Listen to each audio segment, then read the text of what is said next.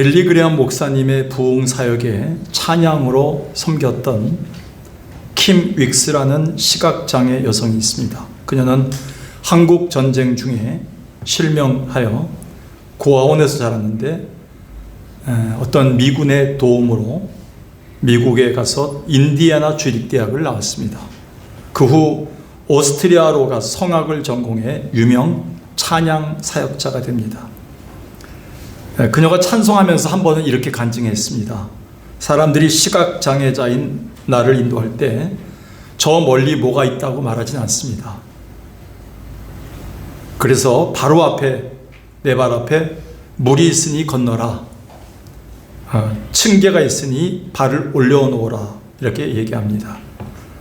제가 그렇게 인도하는 분을 따라 한 걸음씩 나가다 보면 어느새 제가 가고자 하는 목적지에 도달하게 됩니다. 요즘 제가 깨달은 건 우리 하나님도 저를 인도하시는 방식이 그렇다고 봅니다. 제가 제 앞에 미래를 모르기에 두렵거나 답답할 때도 있지만 하나님께 모든 걸 맡기고 말씀하신 대로 한 걸음씩 한 걸음씩 따라 나가다 보면 마침내 하나님이 원하시는 그곳에 도달하게 됩니다. 이 간증이 참으로 의미심장했습니다. 한 예로 민수기 21장에 보면 이스라엘 백성들이 광야에서 하나님의 인도하는 방식에 불만을 품고 원망하다가 뱀에게 물려 죽는, 불뱀에 물려 죽는 이야기가 나옵니다. 그런데 긍휼이 크신 하나님은 모세의 간청함을 들으셔서 저들을 살리기 위해서 하나님의 방법을 제시하시는데 곧 장대 위에 놋뱀을 높이 달아서 그것을 바라보는 자마다 다 살게 하시겠다, 이렇게 얘기합니다. 백성들이 볼 때는 어처구니 없죠. 또 불만투성이죠. 그게 살겠는가? 놋뱀을 바라봐서 우리가 뱀으로 죽어가는데 살아갈 수 있겠는가? 그런 자들은 광야에서 다 죽었습니다. 근데 하나님의 방법대로 그 놋뱀을 바라봤던 자들은 다 살아났습니다. 그러면서 예수님이 요한복음에서 이 부분을 인용하면서 인자가 온 것은 바로 그 모세가 뱀을 달았던 것처럼 십자가에 너의 죄를 위해 죽으러 왔다, 나를 바라본 자만 생명을 얻을 수 있다라는 아주 너무 유명한 복음의 말씀을 전하십니다. 그래서 이사야는 이렇게 얘기했습니다. 이사야 55장에 보니까 너의 생각은 하나님과 다르다. 하나님의 생각하는 길과 너희의 길이 다르다. 하늘이 땅보다 높은 것 같이 하나님의 길은 우리 길보다 높고 하나님의 생각은 우리 생각보다 더 높다. 어떻게 피조물인 우리가 전능자 하나님, 창조주 하나님의 그 길과 그 뜻을 우리가 파악할 수 있겠습니까? 이사야는 이걸 보면서 우리가 풍성함을 누리지 못하는 이유, 하나님의 뜻, 하나님의 마음을 읽지 못하는 것, 그리고 하나님의 방식대로 살아가지 못하는 것이 아닌가라는 것으로 우리에게 도전하고 있습니다. 그런데 다윗은 나이가 들어가면서 점점 철이 들었습니다. 그래서 자기를 낮추고 하나님 마음을 읽을 수 있었기에 그는 마지막 말년에 가서 젖된 어린아이가 엄마 품에서 새근새근 잠들어 있는 평안함의 모습, 나는 그 풍성함으로 요즘 하나님 앞에 은혜를 누리고 있다는 것을 고백합니다. 그게 131편입니다. 한나라의 군주이자 나이도 들을 대로 들었던 왕인 다윗이 이런 고백을 하는 거예요. 나는 이제부터는 마음이 교만하지 않겠다. 내 눈이 오만하지 않겠다. 이 말은 뭡니까? 하나님의 일, 하나님의 생각, 하나님의 마음을 읽고 낮은 자세로 가겠다는 겁니다. 그런 다음에 2절에 나는 젖된 어린아이 같이 평온하게 살겠다.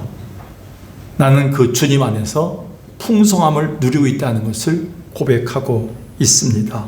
점점 나이가 들어가면서 여러분은 평안하십니까?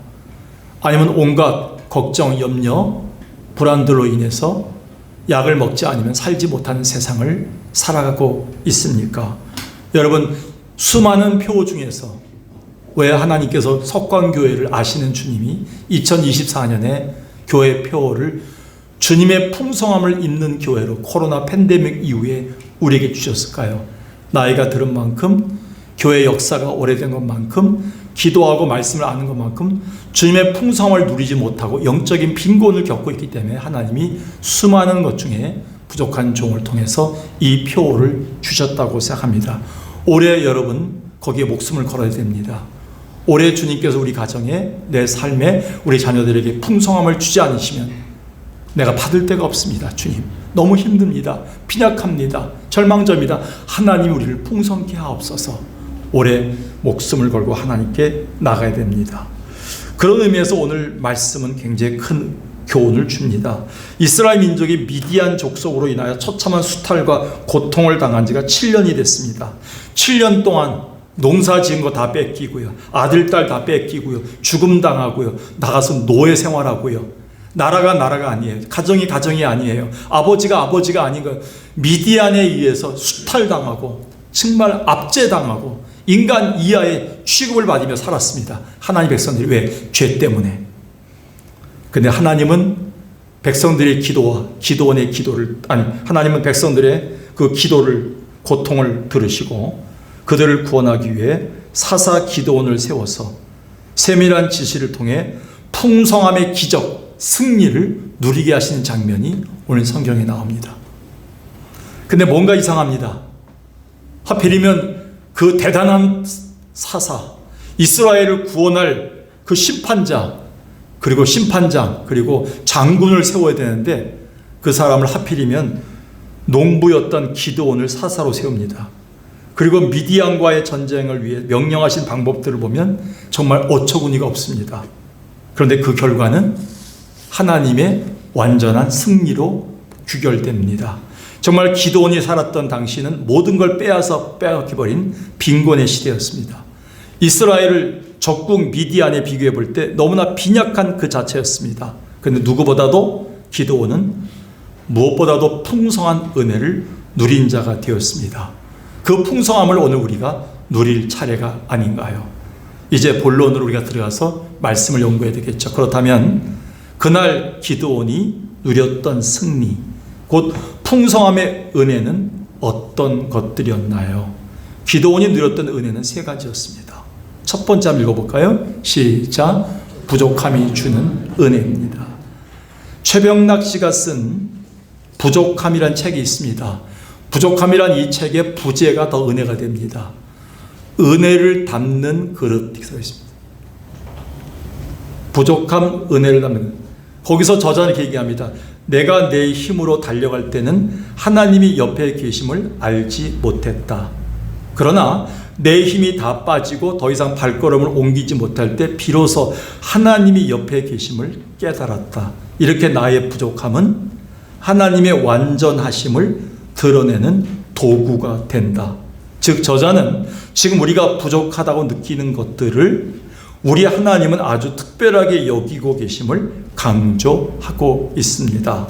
그래서 바울은 그렇게도 자랑할 것이 많은 가말리엘 문해성 출신, 대단한 배경, 대단한 학식, 대단한 언어, 그런 걸 가지고 있었지만 바울은 이렇게 고백합니다. 약한 것들을 자랑하겠다. 고린도서 12장 9절에 내게 주신 은혜가 뭐냐면 내 능력이 약한 데서 온 자. 다른 말로 이게 뭐예요? 하나님의 능력이 비로소 내가 약할 때 드러나게 됐다. 이렇게 얘기하는 거예요. 어떤 약함입니까? 바울은 불치병이 있었습니다. 도저히 고치지 못할 병이 있었습니다. 그리고 그는 갈 때마다 10절에 보니까 그는 능욕을 받았습니다. 궁핍을 받았습니다. 박해가 있었습니다. 공고함이 있었습니다. 근데 그것을 기뻐할 수 있는 은혜가 주어진 거예요. 그 은혜가 족하다. 왜? 내가 약할 때 곧 하나님이 강하게 역사하심을 느꼈다. 그게 바로 부족함이 준 은혜를 느꼈다는 것이죠. 오늘 본문의 기도원도 보면 그는 처음부터 풍성함을 누린 자가 아니었습니다. 6장 그 앞에 배경을 보면 하나님이 이스라엘을 구원하려고 기도원을 부르실 때 상황이 나옵니다. 6장 11절과 15절 두 절을 보겠습니다. 여호와의 사자 천사가, 사자는 천사입니다. 메신저. 아비에셀 사람 요아스에게 속한 오브라에 이르러게 가문입니다. 상수리 나무 아래에 앉으니라. 마침 요아스의 아들 기드온이 미디안 사람에게 알리지 아니하려 하여. 왜 그랬을까요? 두려웠어요. 어려움 당할까 봐요. 싸울까 봐요.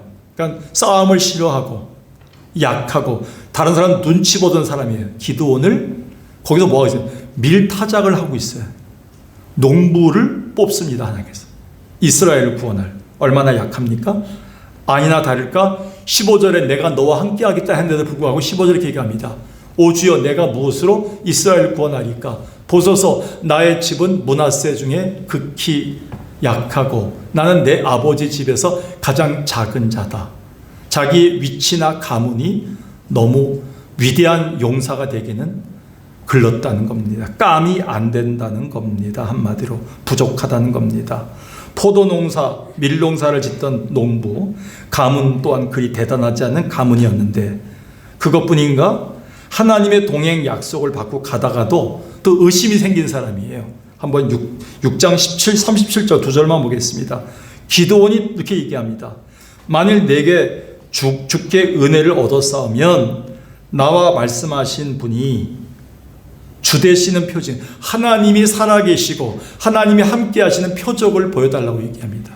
그 유명한 양털, 손문치 표적을 보입니다.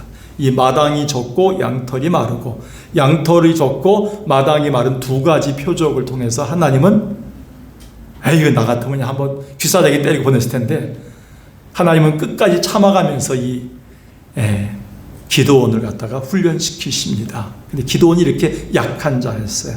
부족한 자였어요. 하나님의 능력을 의심하던 자였어요. 한마디로 모든 면에서 그는 부족한 자입니다. 허나 하나님은 그를 세우셔서 능력의 풍성함을 보여주셨습니다. 이거말로 부족함이 주는 은혜입니다.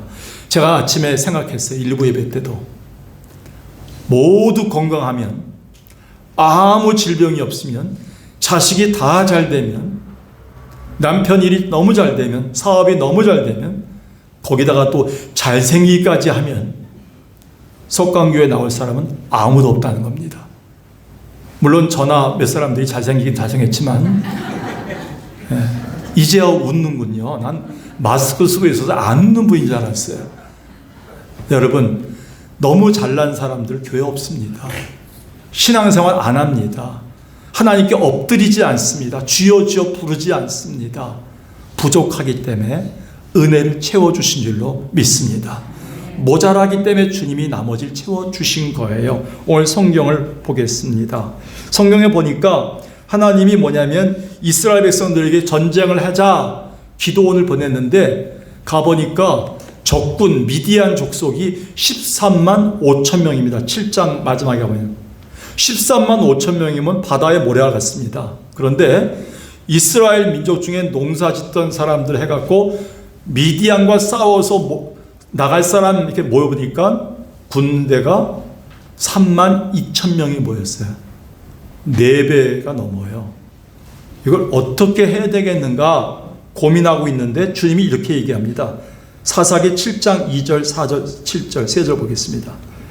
여호와께서 기드온에게 이르시되 너를 따르는 백성이 뭐라고요?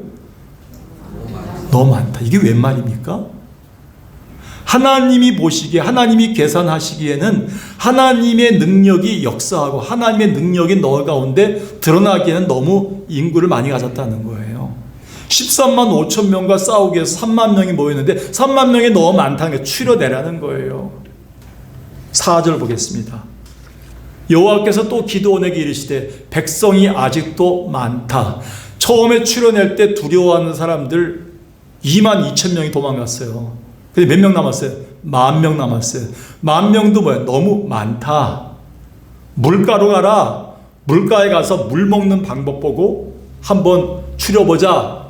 아니나 다를까 물가에 가는데 많은 사람 9,700명이 물에 들어가더니만 탁 엎드려서 무릎 꿇고서 물을 먹는 거예요. 이야, 역시 경건한 자들, 예배 드린 자들 9,700명이 있구나. 이게 기드온이가 아니 됐겠지요. 그런데 300명은 뭐 개처럼 이걸 떠서 핥아먹는 거예요. 근데 놀랍습니다. 하나님이 어딜 선택했어요? 개처럼 핥아먹는 300명을 선택했어요.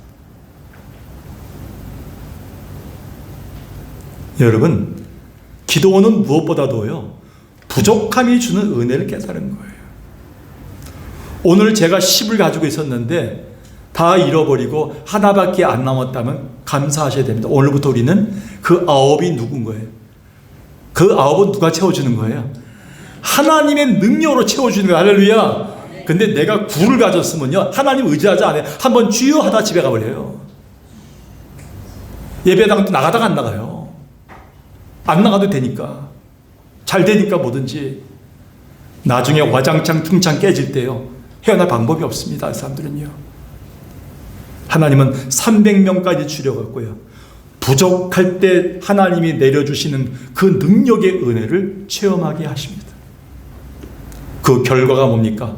하나님의 말도 안 되는 명령에 기도원은 불평 없이 자기 고집 부리거나 주장하지 않고 불평하지 않았다. 순종했더니만 300명으로 인해서 부족함이 주는 하나님의 은혜를 누렸습니다. 다시 말해서 이 은혜는 전능하신 하나님의 능력에 대해서 부족한 우리가 믿는 것에서 오는 풍성함이 아닐까요? 오늘 우리가 빈곤의 시대를 살지만 그 가운데서 부족함과 모자름이 주는 은혜를 누리는 여러분 되기를 주의 이름으로 간절히 축원합니다. 두 번째는요, 한번 읽어볼까요? 시작. 구별됨, 성별됨이 된 은혜를 받았습니다. 기도원이. 성경 전체를 보면 잘 들으세요. 하나님의 교회나 민족이나 사업이나 하나님이 사람을 쓰시는 공통점이 있어요. 뭘까요? 똑똑한 사람? 잘생긴 사람? 말 잘하는 사람? 하나님의 나라 원칙에 하나님이 쓰시는 공통점은 뭐냐면 구별된 자만 쓰세요. 거룩한 자만 쓰세요. 오늘도 여기서 예배 드려온 사람 중에 오늘 예배 드리고 집에 가서 일주일 동안 살아갈 때 하나님이 돈을 공급해 주시고 건강 공급하고 하나님과 환경 공급하시고 하나님이 그 가정과 사업장을 통해 하나님이 일하시는 사람은 뭐냐면 여기서 구별된 채로 나간 사람을 사용하십니다. 예배당에 왔지만 세상으로부터 구별되지 못하고, 그리고 기도하지만 말씀을 듣지만 세상으로부터 성별되지 못하고 거룩해지지 않은 사람을 하나님은 사용하지 않는다는 겁니다. 레위기 11장 45절 봅시다. 하나님이 이스라엘 백성들을 애굽 땅에서 인도해 낼 때 이렇게 얘기합니다. 나는 너희 하나님이 되려고 너희를 애굽 땅에서 인도하여 낸 여호와라. 여기까지가 거룩이에요. 애굽 땅은 누가 통치하는 땅입니까? 파라오 왕. 세상이 통치하는 데서 하나님이 에클레시아, 교회를 만든 거예요. 광야 교회를 만든 거예요. 그 구별해낸 자체. 오늘 여러분 일주일 동안 신앙생활을 한 분이지만 세상에서 살다 하나님께서 구별해서 에클레시아, 교회로 여러분 데리고 온 거예요. 하나님께서 이끌어내신 하나님이 뭐랍니까? 거룩하신 하나님이다. 나는 내가 거룩하니 너희도 거룩하길 원한다. 근데 문제가 생겼어요.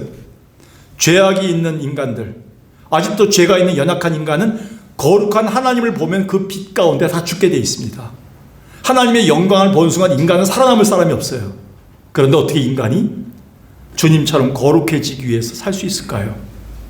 레위기 10장에 이렇게 나옵니다. 모세가 아론에게 이르되 이는 여호와의 말씀이라. 이르기를 나는 누구를? 나를 가까이 하는 자 중에서 내 거룩함을 나타내겠다. 그러니까 오늘도 우리가 그냥 왔다가 예배 받다 간 것이 아니라 오늘 우리가 갈 때 광채가 나요. 기도하는 사람은 광채가 나요. 말씀을 아멘으로 받는 사람은 광채가 나요. 그 은혜가 뭐예요? 하나님을 가까이 했기 때문에 거룩이 묻어 있는 거예요. 할렐루야. 우리 가운데 거룩이 있어요. 성별이 있어요. 남들이 모르는 게 있어요. 우리한테는요. 넘보지 못해요. 마귀가 손대지 못하는 게 있어요. 하나님의 거룩한 주, 하나님의 성별됨입니다. 하나님은 그런 자들만 사용하신다는 원리를 기도는 깨달았어요. 그래서 바울도 하나님이 쓰시는 구별됨의 원리를 이렇게 가르쳤습니다. 디모데후서 2장 21절 보겠습니다. 그러므로 누구든지 이런 것에서 자기를 깨끗하게 하면 귀히 쓰는 그릇이 되어 거룩하고 주인의 쓰심에 합당하며 모든 선한 일에 예비함이 되리라. 디모데후서 2장 20절에 바울이 이렇게 얘기합니다. 하나님의 교회에는 금그릇도 있고 은그릇도 있고 유리그릇도 있고 나무그릇도 있고 질그릇도 있는데 금그릇이라고 쓰는 게 아니다. 녹그릇이라고 그냥 아무데나 쓰는 게 아니다. 나무그릇이라고 예쁘게 쓰는 게 아니다. 하나님이 쓰시는 조건은 뭐예요? 자기를 깨끗하게 구별된 자만 쓰신다 그랬어요. 하나님 합당하게. 여러분, 우리 집에 금그릇이 있습니다. 있다고 칩시다 한번. 네. 없어도 있다고 쳐야죠. 금그릇이 굉장히 이거 비싼 겁니다. 근데 그 이만한 금그릇이면 굉장히 비싸겠죠. 한번 수천만 원 되겠죠. 근데 그 그릇을 갑자기 저희 아내가 모르고 너무 지저분하니까 강아지 밥그릇을 썼어요. 그러면 금그릇이만 뭐예요? 어디다 쓰는 거예요? 개 밥그릇을 쓰는 거예요. 여물통으로 쓰는 거예요. 그런데 집에 나무 그릇이 있는데 늘 깨끗하게, 늘 청결하게, 누가 보더라도 그걸 쓰고 싶을 정도로 깨끗하게 닦아놓는 거예요. 거기에 하나님께서 보화를 담은, 능력을 담은, 은혜를 담는 거예요. 하나님이 그렇게 하신다는 거예요. 오늘 우리는 깨끗하게 된 자만 쓰신다는 원리를 하나님이 기도원을 통해 보여줘서 본문 들어가겠습니다. 7장 2절 4절 다시 보겠습니다. 미디안과의 전쟁을 나가는 3만 2천 명을 하나님은 너무 많다 이렇게 얘기합니다. 적군이 13만 5천 명인데 3만 2천 명 너무 많다. 아군들이 너를 따르는 백성이 너무 많다. 내가 그들의 손에 미디안 사람을 뭐 한다? 넘겨주지, 승리를 주지 않겠다. 구별되지 않은 사람, 어중이 떠중이 3만 2천 명 모여도 난 쓰지 않는다는 거예요. 하나님은 철저하게 구별된 사람 한 명이라도 쓰겠다는 거예요. 그 다음에 뭐예요? 또 쓰지 않겠다. 아직도 많다. 4절에 또 올려요. 물가에 가서 구별된 자를 또 쓰겠다 이렇게 얘기합니다. 그래서 하나님은 저들을 테스트하여 구별하고 거룩함으로 세운 자들을 통해 전쟁을 치러 승리하십니다. 따라서 1차 테스트에 전쟁에 두려운 자 2만 2천 명이 돌아갔습니다. 성경 보겠습니다. 자, 7장 3절 너희 중에 두려워 떠는 자는 다 돌아가라 했더니만 압불사 3만 2천 명이 나라를 구하기 위해서 모였는데 한 4-5명 돌아갈 줄 알았는데 2만 2천 명이 돌아가 버린 거예요. 그 사람들은 하나님이 쓸 수 없는 자들이었어요. 교회가 좀 힘들어지면 나 몰라라. 가정이 힘들어지면 나 몰라라. 내 형제 자매들이 힘들어지면 나 몰라라 하는 자들 주님 쓰시겠습니까? 코로나 팬데믹 이후에 한국교회, 특히 석강교회가 가장 힘든 때입니다. 이때 여러분이 끝까지 뼈와 몸과 모든 걸 갈아 넣어서 하나님의 교회를 지키고 목회자를 지키고 여러분의 신앙의 그 권속으로서 그 직분을 지켜나간다면 하나님 반드시 여러분을 기억하실 것입니다. 하나님 그 원리를 갖고 있어요. 오늘도. 지난 4년 동안 하나님 우리를 구별해내셨어요. 그 팬데믹 가운데서. 그게 바로 유럽에 패스트가 왔을 때 7년 동안 하나님이 그 패스트 가운데서 7년 동안 교회를 걸러서 7년 뒤에 회복하셨어요.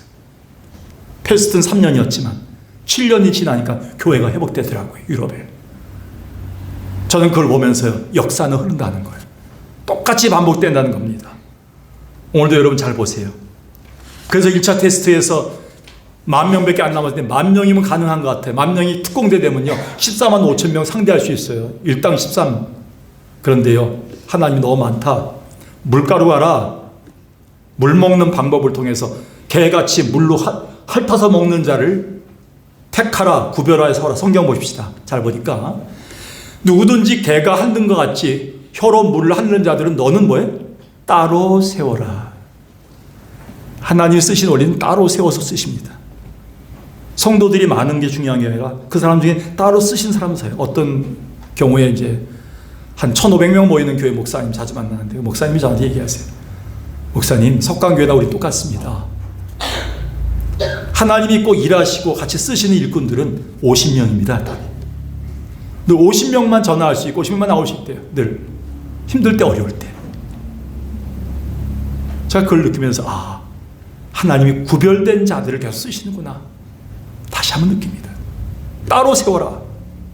근데 그게 몇 명이었어요? 하필이면 300명 남았어요. 기도는 여기서 구별됨이 주는, 성별됨이 주는, 거룩함이 주는 은혜를 누립니다. 우리가 거룩하지 않으면 하나님이 절대 우리 가정을 승리하게 할 수 없다. 거룩하지 않으면 석강교회가 다시 일어날 수 없다. 하나님 거룩의 전쟁이구나. 전쟁을 치르기 전 6장에서 하나님은 기드온에게 이렇게 명령합니다. 사사기 6장 25, 26절입니다. 하나님이 이렇게 얘기합니다. 기드온아, 너희 아버지가 섬기는 우상이 있다. 그거 오늘 찍어버려야 된다. 전쟁에서 승리하려면 너희 아버지의 엄마 조상들이 섬기는 바알신과 아세라상 목상을 전부 다 찍어버려라. 그리고 26절에 보니까 찍어버린 그걸 가지고 가서 네가 번제로 드려라. 하나님은요, 그 전쟁을 앞두고요, 먼저 이스라엘 백성들이 뭐예요? 우상 숭배했던 것, 세상을 숭배했던 것, 세상에 묻어있는 것들을 다 제거하게 하십니다. 여러분, 여호수아 5장 보십니까? 여호수아 5장에 보면 여리고성 전투 바로 앞입니다. 6장에 여리고성 전투를 해야 되는데 남자들에게 할례를 행하게 합니다. 여러분 알다시피 남자들에게 할례를 행하면요, 5일 동안 꼼짝하지 못하고 누워 있어야 돼요. 부싯돌로 하기 때문에. 그런데 하나님은 순종을 하고 계십니다. 백성들이 순종해서 남자들이 할례를 행합니다. 전쟁에서 졌나요? 이겼나요? 이겼어요. 왜? 이 전쟁은 어떤 자들을 쓰시기 때문에, 순종하며 구별된 거룩한 자들만 하나님 쓰셨기 때문에 그래요. 하나님이 쓰신 원리는요, 거룩의 원리예요. 우리 교회가 얼마나 큰가? 얼마나 많은 일꾼이 있는가 보다 얼마나 거룩하고 얼마나 오늘도 구별되고 있는가, 세상으로부터 성별되고 있는가를 주님이 보신다는 것입니다. 또 한 예를 보겠습니다. 일찍이 모세는 이스라엘 백성들이 광야 생활을 돌아보면서 이렇게 상기시켰습니다. 신명기 8장 2절, 7절, 9절에 보니까 너희를 10하루 만에, 그러니까 이렇게 걸어서 가면 10하루 길이에요. 애굽 땅에서 이렇게 위에 해안선을 따라가면 가나안 땅까지가 10하루 길이에요. 그 당시에 사막길 걸어도. 그런데 그걸 몇 년 동안 돌렸어요? 40년 동안 돌린 이유는 너희를 하나님이 쓰시는 사람에게 합당히 위해서 겸손한 사람으로 낮추고 하나님이 쓸 사람으로 만드는, 구별되는 과정이었다. 40년은 헛된 세월이 아니었다, 이렇게 얘기합니다. 그런 다음에 그 다음이 중요해요. 7절 9절에 거기에 들어가면 거룩한 자들, 구별된 자들이 누리는 풍성함의 은혜가 있다. 너를 아름다운 땅에 이르게 하시나니 그것은 골짜기든지 산지든지 뭐가 흘러요? 시냇물이 흐르고 분천이 흐르고 샘이 흐르는 곳이에요. 이런 데가 어디 있습니까? 가나안 땅에 그런 데가 있어요. 그리고 내가 먹을 것에 모자람이 없고 내게 아무 뭐가 없다? 부족함이 없다. 몸이 다른 말로 풍성한 것을 누리게 하겠다. 어떤 자들을 통해서 광야 40년 동안 구별되고 거룩해지고 새롭게 거듭난 자들을 통해서 그렇게 하시겠다, 이렇게 누리게 하겠다. 기도원이 그걸 깨달았습니다. 하나님은 저들이 가나안 땅에서 누릴 풍성함의 은혜를 위해 광야 40년이 힘들었지만 그들이 그곳에서 철저히 구별되고 성별시켰듯이 하나님 오늘 우리도 성별하는 은혜, 기도원을 통해서 거룩하게 구별된 자들을 쓰신다는 은혜를 우리를 누리게 하십니다. 오늘도 비록 힘들지만 오늘 우리에게 닥친 사건, 우리 가정에 오는 질곡, 우환들, 이 모든 것들이 우리를 무너지게 하는 하나님일까요? 아니오시다. 전능하신 하나님, 한 번도 실수하지 않는 하나님이 우리 교회와 여러분 가정과 자식들에게 주었던 우환, 질고 이 모든 것들은 하나님이 여러분을 철저하게 거룩한 자로 구별되는 과정이고 하나님이 풍성한 땅으로 인도할 줄로 믿습니다. 이 은혜를 우리가 사모해야 됩니다. 마지막 세 번째입니다. 한번 읽어볼까요? 시작. 하나님이 함께 하시는 임마누엘의 은혜입니다. 앞서 말씀드렸듯이 이스라엘은 오랫동안, 그것도 7년 동안이나 미디안의 침략과 때마다의 수탈로 고통받은 자들이었어요. 그런데 하나님은 그들을 구원하기 위해서 아주 미약했던 므낫세 지파 중에 평범한 농부 기드온을 택해 세우셔서 그를 사용하셨습니다. 그때 하나님은 그러한 그를 사용하실 때 이런 전제를 줘서 축복합니다. 여러 번 나옵니다. 이게 확신이 나옵니다. 이게 6장 12절을 보겠습니다. 처음 불렀을 때 여호와의 사자가 기드온에게 나타나 이르되 큰 용사여 여호와께서 너와 함께 계시도다. 여러분 너무 이상하지 않습니까? 밀농사 짓고 남의 눈치 보고 위약하고 의심 많던 농부에게 큰 용사다, 그레이트 워리어다, 이게 얘기한 이유가 있어요. 미래성의 미래. 뭐냐면 누가 함께 하시기 때문에. 하나님이 함께 하시면 그렇게 해주겠다는 거예요. 은혜를 누리게 하겠다는 거예요. 그런 전제로 얘기한 거예요. 그런데 그 다음 절에 가서 14절에 좀 의아해요. 이따가 제가 깜짝 놀랐어요. 재차 기드온에게 이렇게 축복하십니다. 여호와께서 그를 향하여 이르시되 너는 가서 누구의 힘으로? 너의 힘으로 이스라엘을 미디안 손에서 구원하라. 왜 말입니까? 좀 전까지 하나님이 함께 하시면서 하나님이 힘으로 주겠다 이렇게 하는데 네 힘, 기드온이 힘이 있겠습니까? 그 다음 주 중요해요. 그 전에 내가 너를 보낸 것이 아니냐. 보낸 자가 누구예요?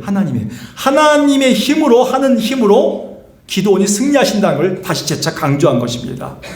이것은 뭐냐면 기드온을 미디안에 보낸 자, 전능자 하나님이 함께 해줄 때만이 그 공급해 주는 힘으로 승리하신다는 그 약속을 한 것입니다. 근데 6장 말미에 가면 기드온이 임마누엘 하나님의 그 힘을 양털 뭉치로 2번이나 시험합니다. 연약함이죠. 그럼에도 불구하고 7장에 가보면 오늘 기드온은 분명히 하나님이 함께 해주심으로 300명 가지고 임마누엘의 은혜와 능력을 체험합니다. 하나님이 함께 하시면 그 뭐든지 승리할 수 있다는 확신을 줍니다. 6장 16절 보겠습니다. 여호와께서 그에게 이르시되 내가 반드시 너와 함께 가리니 내가 미디안 사람 치기를 한 사람을 치듯 하리라 하시니라. 전 여기에서 한번 너무너무 은혜 받았습니다. 미디안이 지금 몇 명이 왔어요? 13만 5천 명이 왔는데 뭐예요? 기드온이 하나님과 함께 하시면 몇 사람 치듯 한 사람 넘어지듯 만들겠다는 거예요. 하나님 그렇게 하실 수 있는 분이에요. 여러분 제가 지난주 말씀드리지 않았습니까? 우리는 보릿고개를 지냈고 IMF를 지냈고 우리는 지금 굉장히 어려운 때를 지난 사람들입니다. 코로나 팬데믹을 지나고 여기까지 온 거예요. 무슨 은혜입니까? 하나님이 함께 하시는 임마누엘 은혜를 우리가 받고 있는 거예요. 그것 때문에 우리를 보내신 분, 나를 만드신 분, 오늘 나를 세우신 분, 나를 이곳에 오게 하신 분, 그분이 계신다면 그분이 은혜로 채우신다는 약속입니다. 그래서 우리는 여기까지 왔다고 생각합니다. 그래서 하나님은 오늘 우리에게 내가 너를 채워주겠다, 너와 함께 하겠다 이렇게 얘기한 겁니다.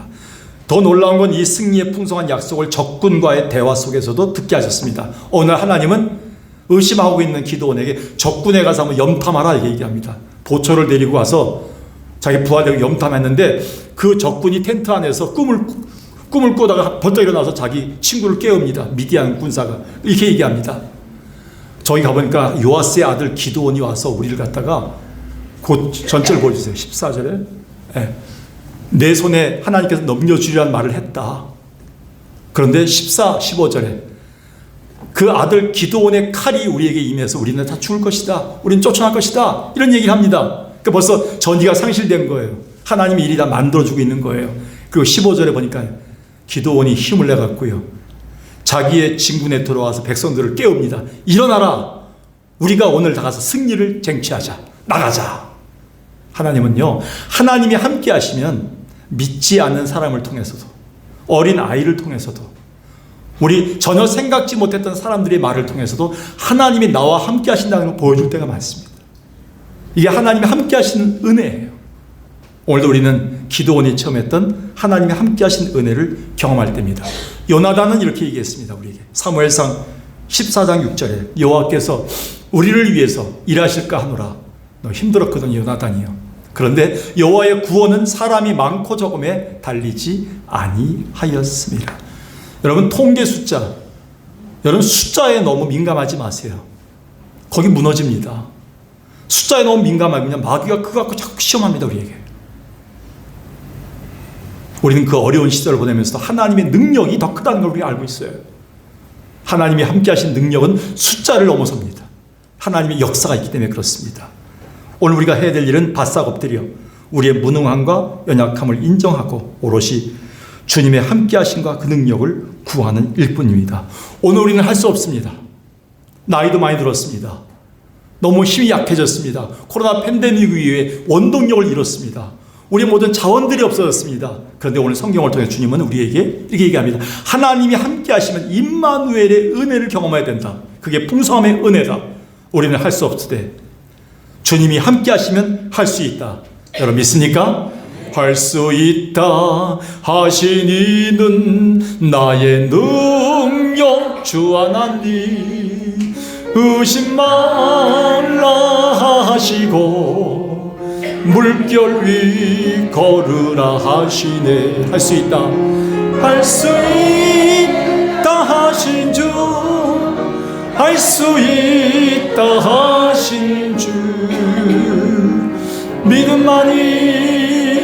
믿음만이 능력이라 하시네. 믿음만이 능력이라 하시네. 2절까지 보겠습니다. 할 수 있다 하시니는 나의 능력 주 하나님 나를 바라보시고 능력 준다 하시네. 할 수 있다 하신 주, 할 수 있다 하신 주, 사랑만이 능력이라 하시네. 사랑만이 능력이라 하시네. 사랑하는 여러분, 오늘 말씀을 정리합니다. 오늘 우리는 빈곤의 시대에 살고 있다고 합니다. 기도원이 누렸던 그 풍성함의 은혜를 우리도 누려야 할 때 아니겠습니까? 그 세 가지 은혜를 기억하십시오. 부족함이 주는 은혜입니다. 기도원은 또 구별됨이 주는 은혜를 누렸습니다. 그리고 하나님이 함께 하시는 임마누엘의 은혜를 누렸습니다. 오늘 여러분이 빈약하고 연약하지만 빈곤의 때 이 세 가지 은혜를 누리고 주님의 풍성함을 경험하는 자 되기를 주의 이름으로 축원합니다.